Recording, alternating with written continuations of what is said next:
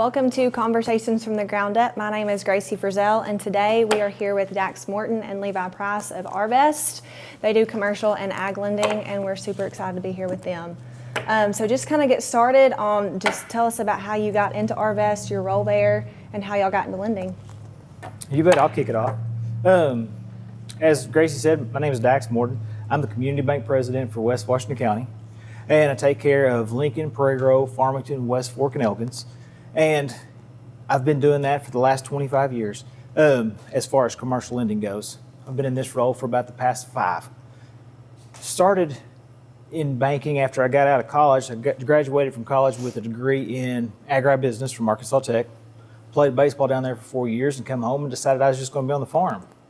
My wife, Christina, she was working at the Farmington Arvest at the time, and our former president, Greg Reed, came by and asked what I was doing. Said I really needed to apply for this job because I was fixing to have or build a branch in Lincoln. And so that right there is how my banking career got kicked off right there. Cool. So I've been with Arvest ever since. And you're the president of Lincoln branch, correct? Lincoln, Prairie Grove, Farmington, West Fork, and Elkins. Those are the markets that I take care of and that I'm over. Okay, and you do commercial lending? Commercial and agri lending, yes. Awesome, cool. What about you, Levi? Yeah, so my name's Levi Price. I'm the head of our agri-finance division. So a couple of years ago, Arvest decided to really invest in our agri-finance practice here at the bank. And so we've done ag lending for decades. We've been really, really good at it, but our ownership and our executive committee decided that we really wanted to double down on that. And so this role was created. And so my role is to walk alongside bankers like Dax and other bankers throughout our 4-state footprint, just to drive more ag business to Arvest. This is my 14th year at the bank. That's all I've done in my professional career is be in commercial and ag lending.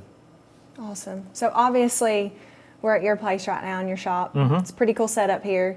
So kind of tell me a little bit about your personal operation, kind of what your cattle operation looks like, and you as well, Levi. Well, Gracie, my operations kind of broke down 2 ways. Okay.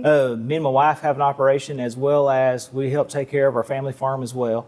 Christina and I, we have about 200 acres that we own and lease, and we run about 125 mama cows together on that, and she takes care of most of the day-to-day operations there. And the family side, she assists my mom. My dad had a stroke 3 years ago, so a lot has relied on Christina and my mom to be able to take care of that. Mm-hmm. And with that, there's about another 200 head that she takes care of there, and another 400 or 500, 600 acres. Wow. And the place that we're sitting right now has been in the family for almost 100 years. The farm across town has been in the family for over 100 years. So like I said earlier, during COVID, we done a little project and got that into the Century Farm recognition for the state of Arkansas. Congrats. So that's kind of my background right there. Love agriculture, love being able to come home to be on the farm. And I think it just kind of ties into having an understanding for what some of our customers and producers are going through. Absolutely. How many mama cows do y'all run? It's about 325 total. Okay. So just cow-calf, Just cow-calf. We don't do any stockers or backgrounding. Okay. Do you have like a feed program, or just usually just put out some hay? It's mostly hay. We do quite a bit of mineral. Now, we get a heifer development program where we do have a feeding process for those. But as far as the cows themselves, it's just hay, range cubes, and some mineral. Okay. What about you, Levi? Yeah, so very similar. But I married into a 5th-generation ranching family, so we're also a Century Farm. We are out west of Gravette, and so my wife, she takes care of the day-to-day alongside my in-laws, her parents, and so not quite as many as Dax, but we keep anywhere from 200 to 250 mother cows, just a cow-calf operation. Mm-hmm. We do typically background our own calves. We don't buy any outside cattle, but we'll wean and background our own calves, and usually sell them after about 120 days, 150 days as kind of a true feeder calf. Cool. Awesome. So what does a community bank like Arvest offer to agri clients? Well, I think the biggest thing that we offer is being able to live and operate in the same communities that our producers and customers live in. Knowing the struggles that they're going through, knowing what is happening in the market, and being able to make that connection with them to understand that we see the same struggles and live through the same struggles that they have every day. And it's just not somebody sitting across the desk from you. That is a partner in your community or a friend, family member that we're sitting there working with. I think another big thing that's going to help Arvest or set us apart from some of our competitors is the fact that, we've been there, we've got support. You're not just dependent on one person's knowledge.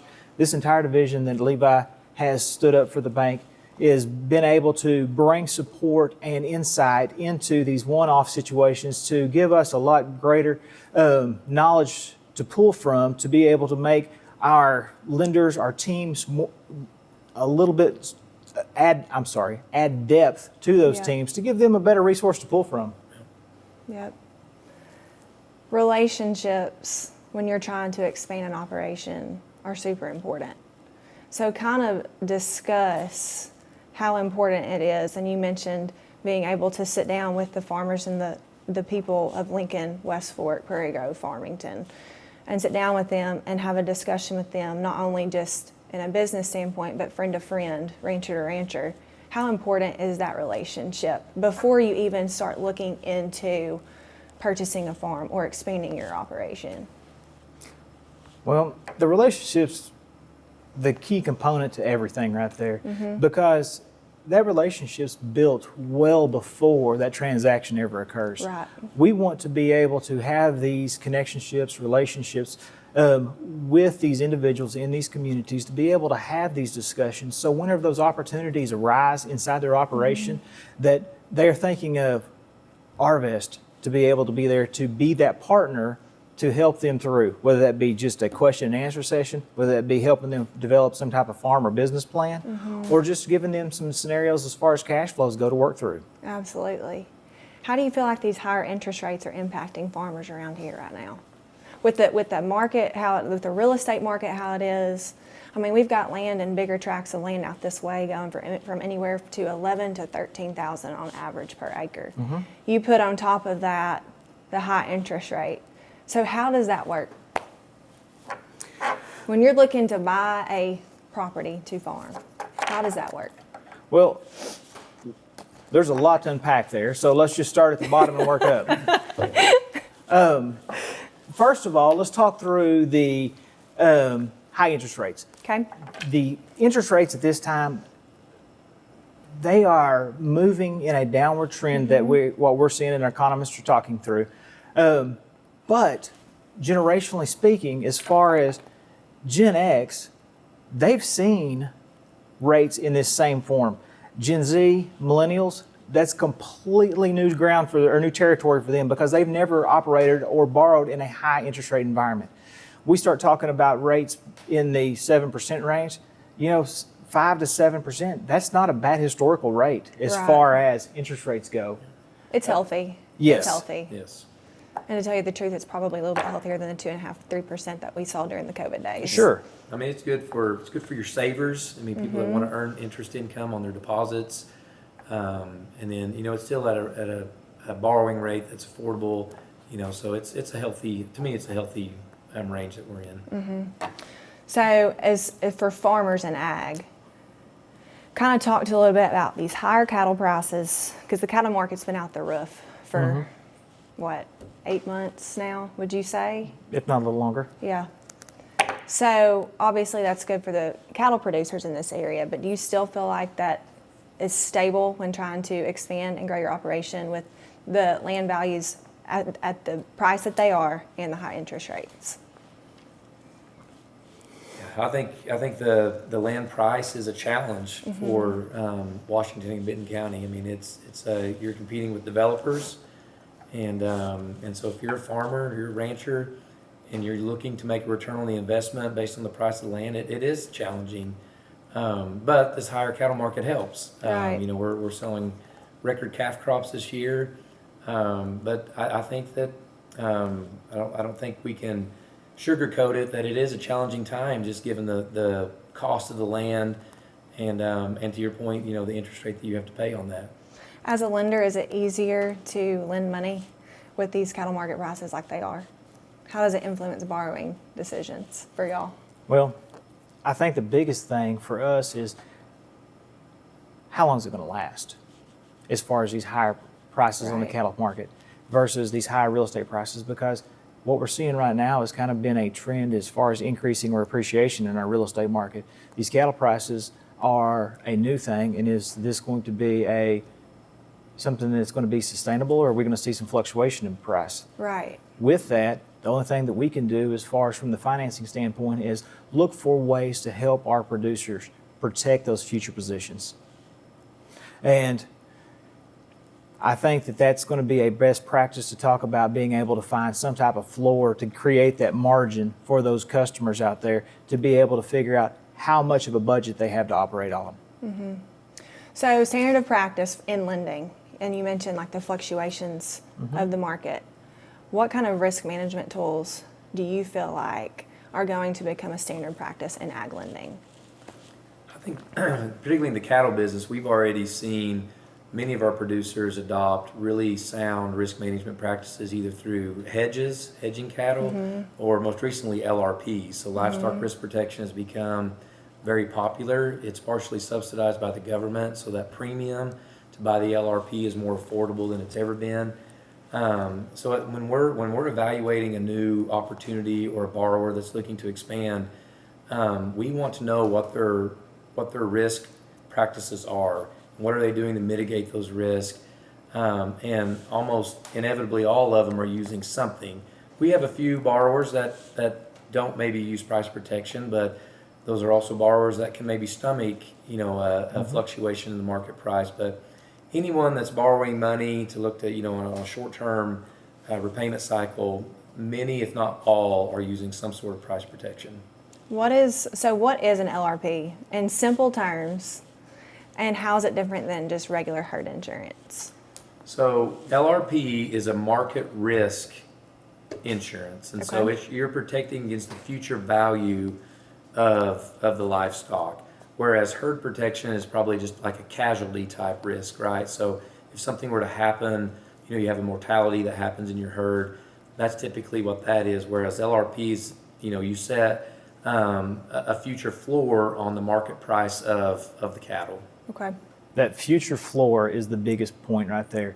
Being able to forecast the date that you're going to sell those cattle at, purchasing that forward placement of price to give those producers a floor to allow them to know the margin they're going to operate on. So essentially, an LRP protects your money, Yep. and herd insurance protects the herd, Yes. essentially. Yep. And it covers like lightning strike, weather. What is it?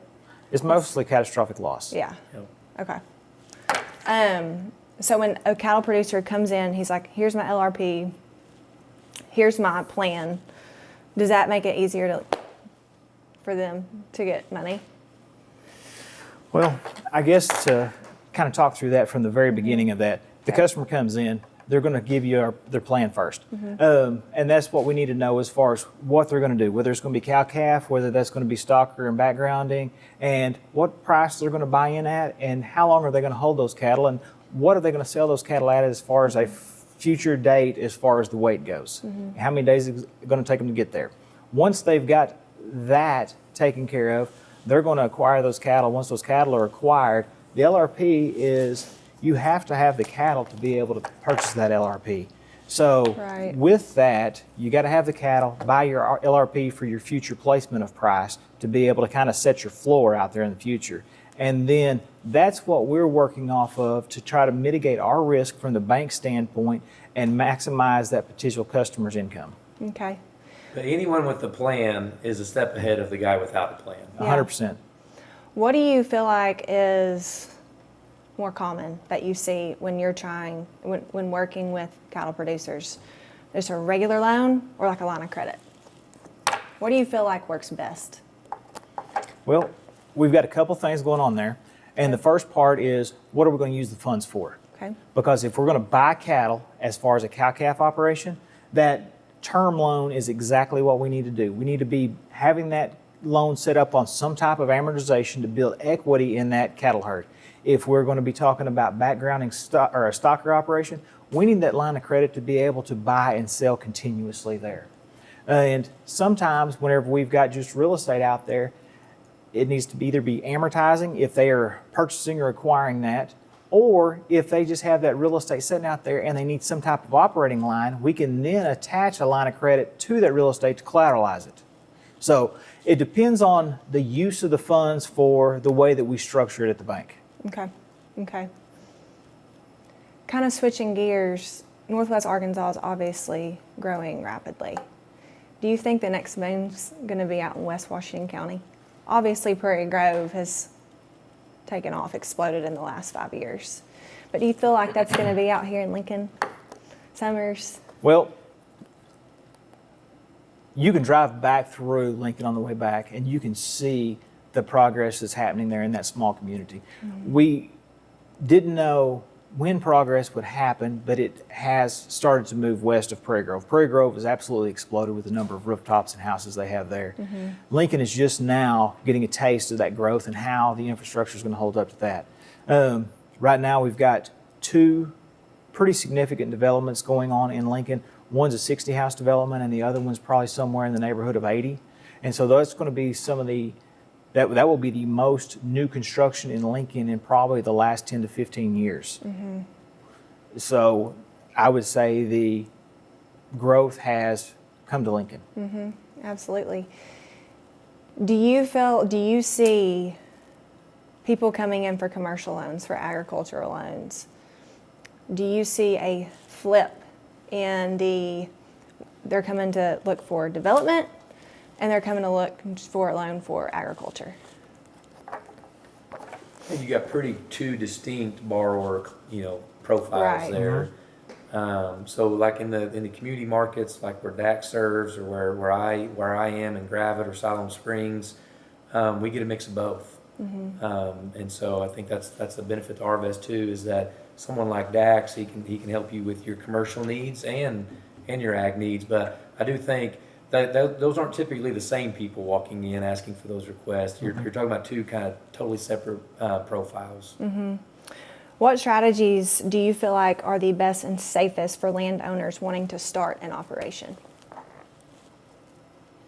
Well, I think when you start talking about safe, I don't know if there is a safe purchase right now. You start talking about the opportunity for people to purchase real estate to expand their farming operations, mm-hmm. that adjoining property.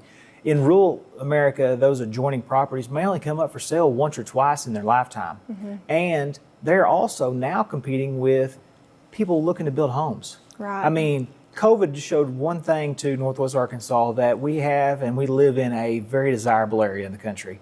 And so we continue to see people come in from out of state to our area that wants to build a house on 10, 20 acres. Mm-hmm. And where is that 10 or 20 acres at? That's in rural America. That's in your Lincoln. That's in your West Fork. That's in your Elkins communities. Mm-hmm. And that's where we're seeing people move into. And, I love to see the growth happening here in Northwest Arkansas, but we're almost talking about a double-edged sword right now, because as growth happens, we're losing some of our ag-producing real estate. Absolutely. And a lot of people they want that deal. They want that deal. And it's like, there's not many deals in Northwest Arkansas. But I tell people, find a great property that is at or around market value, and find a good agent that is able to get you at, like, looking at that property and get you with a good lender and connect you and talk about your goals. And it's just, it's a team effort. You and I just did a deal where it wasn't a deal, but I think it was a great property for them, for their operation, how they wanted to expand. It was a great investment moving forward. And that's what we just talked about. That's an adjoining piece of property that's came up and give that producer a opportunity to expand his operation. It's not a huge expansion, but a little bit. And that's what you're looking for as far as being able to pick up those 10, 25, 40 acre tracts that adjoins their larger ag properties. Absolutely. What are the common mistakes you see people make when they're trying to buy large tracts of land? I guess one of the biggest mistakes that I could see is not understanding the loan that they've got into, or considering, we talked about higher interest rates earlier, and not protecting that interest rate.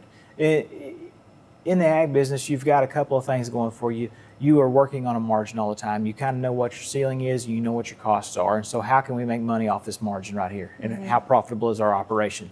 With that, can this new piece of property that we're fixing to acquire to increase our footprint or our property acres, can we afford that inside the margin we're operating on? If we're stretching that margin and we don't have a plan, then that's a problem. And are we continuing to protect our interest rate as far as some type of fixed rate? And there's several fixed rate options out there the bank can help these customers with. And Levi brought this up to my attention earlier today. Just because we believe rates are higher and we keep waiting or standing on the sidelines for rates to come down, those long-term rates have already taken into consideration those future price cuts. And those fixed rates that are out there are still very competitive right now. And that gives that customer an opportunity to form that budget and to work within those parameters. Yep. What are some ag-centered programs at Arvest that people don't really know about? Well, first and foremost, we want people to know that we're open for business when it comes to ag lending. It used to aggravate me whenever I'd go to trade shows or different places and folks would say, well, I didn't realize Arvest made ag loans. And I don't let that aggravate me anymore because I'm like, that's one more person that now knows that we do ag loans. So I think first and foremost, we just want people to know that we're open for business. But we have a variety of different products, and particularly on land purchases. Dax alluded to it, but we have the ability to fix long-term rates. A lot of smaller banks might not have that option versus a bank like ours, and so we have multiple ways that we can do that. That can be a 5-year fixed all the way up through the entire term. We partner quite a bit with Farm Service Agency, and so maybe one of those acquisition loans that's going to stretch the margin. We can go alongside Farm Service Agency and either do a guaranteed loan, or sometimes you can even get direct financing from Farm Service Agency. So we're always trying to coach and educate our customers about those programs. But I think, switching gears a little bit, once you own your property, I think one thing that makes Arvest stand out among the other banks is we own our own trust company. So if you're thinking about how you're going to pass this land on to the next generation, Dax and I both spoke about the generational farming that families that we're in. Our trust department really sets us apart from any other commercial bank. Awesome. What is one resource that you wish people in ag and prospective landowners would take advantage of? It could be anything, not just Arvest, but just in general. Well, this is the one thing that I seem to have lots of conversations around with lots of my customers. Taking the time to sit down with their accountants and do some tax planning. Because that is one of the biggest things that sneaks up on people, whether they're selling real estate, they're buying real estate, they're having record profits in their cattle herds. How are we going to get around what we're going to have to pay to Uncle Sam? What type of tax planning practices do they have in place, and how are they preparing themselves to safeguard their operation by not having some major tax liability 6 months from now? Okay. Nailed it. What big changes do you believe are coming in ag finance over the next 5 to 10 years? Do you feel like a standard, like having an LRP, is going to be a must for ag lending? Particularly for your newer farmers, people that are getting into it for the first time. But, we've touched on it already, but you have to have a plan. You have to have a business plan. And so I think that business plan can encompass things like LRP, but what is your marketing plan? Whenever it comes time to sell those cattle, are you just taking them to the local sell barn? Are you selling them on video auctions? How are you marketing those cattle? I just think that the good old boy way of doing banking is probably gone. And so having a really solid business plan behind your operation is going to be critical moving forward. I couldn't have said it better, that the plan is the biggest part. To understand where you're going, how you're going to get there, and how you're going to try to safeguard your risk. Because what we deal with on a daily basis is that customer. What kind of plan does that customer have, and how proactive are they to communicate the good and the bad of that plan with us, so we're able to help down the road if something does come up. Okay. Where do you see ag, ranching, and land ownership in Northwest Arkansas in the next 5 to 10 years? Well, the ones that have the land will probably continue to have the land in Northwest Arkansas. Me and Levi talked a little bit about this earlier today, and that was around these farms that are in production today, but they may have families that are inheriting these farms that are not going to be future producers, that they're going to sell for development or housing or whatever the case may be.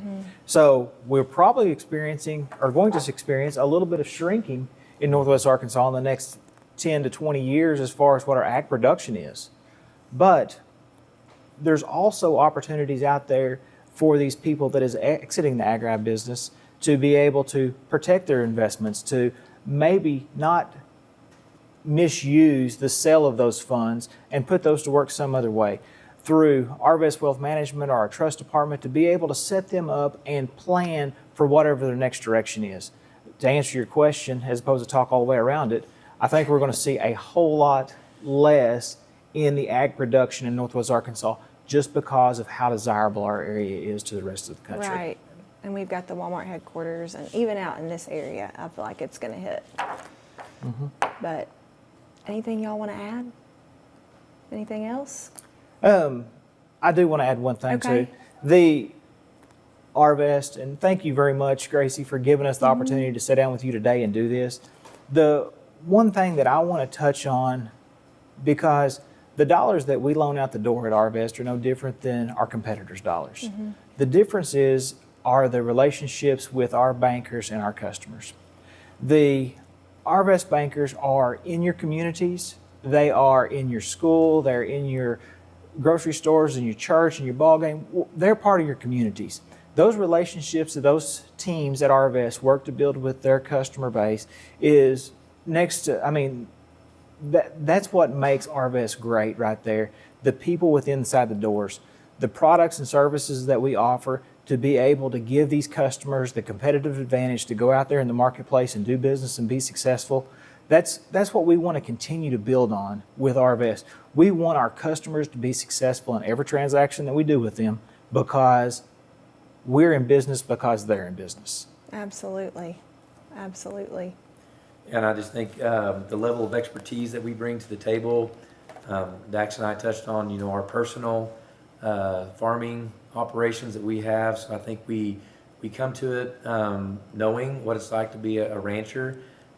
We've got many of our lenders who are in the poultry business, or in the cattle business, or in the row crop business. And so, we hope that we're more than just a banker, but, we're your subject matter expert.